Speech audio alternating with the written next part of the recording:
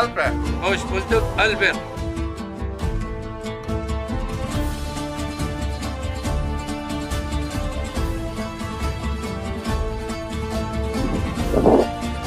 Babamızı da özlemişiz.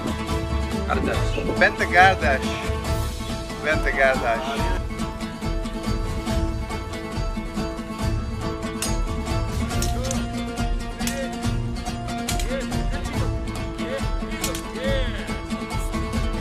Bunkut. Buyur beyim. Bunkut. Sana mühim bir vazife vereceğim. Başım gözün üstüne beyim. Saadettin Köpek. İnşa yapacak. Eyvallah.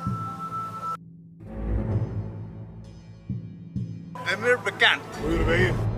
Sen de obada kalacaksın. Eyvallah beyim.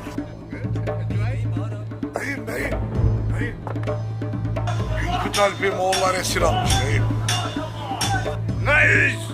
Olamaz. Beyim, Günkü Alp'imizi kurtarmaya gidelim. Buyurun. Allahu Ekber. Allahu Ekber. Allahu Ekber. Allahu Ekber. Allahu Ekber.